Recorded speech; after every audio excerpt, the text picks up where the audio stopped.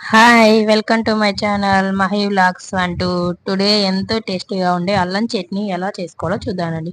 ముందుగా ఒక ప్యాన్ పెట్టుకొని 2 టేబుల్ స్పూన్ల ఆయిల్, 1 టేబుల్ స్పూన్ పచ్చిశనగపప్పు, హాఫ్ టేబుల్ స్పూన్ మినపగుళ్ళు వేసి గోల్డెన్ బ్రౌన్ కలర్ వచ్చేంత వరకు ఫ్రై చేయాలి. అవి ఫ్రై అయ్యాక ముందు తరిగి పెట్టుకున్న 2 ఉల్లిపాయలు మీడియం సైజు వేసి కొద్దిగా మెత్తబడేంత వరకు ఫ్రై చేయాలి. మన స్పైసీకి తగ్గట్టుగా ఎండుమిర్చి, ఒక ఇంచు అల్లం, సన్నగా తరిగిన ఒక టమాటా తరుగు వేసి ఒక స్పూన్ జీలకర్ర కొద్దిగా మెత్తబడిన తర్వాత 1 టేబుల్ స్పూన్ సాల్ట్ వేసి కలుపుకోవాలి. ఇది కొంచెం మెత్తబడిన తర్వాత 2 రెబ్బల చింతపండు, కొద్దిగా బెల్లం వేసి ఫ్రై చేసుకొని చల్లారేంత వరకు స్టవ్ కట్టేసి చల్లారేంత వరకు ఉంచుకోవాలి.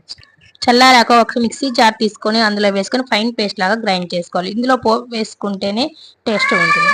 ఇలా పోపు వేసుకొని సర్వ్ చేసుకుంటే ఇడ్లీ, దోశ, పెసరట్టు ఏ టిఫిన్ లోకైనా చాలా సూపర్ టేస్టీగా ఉంటుంది.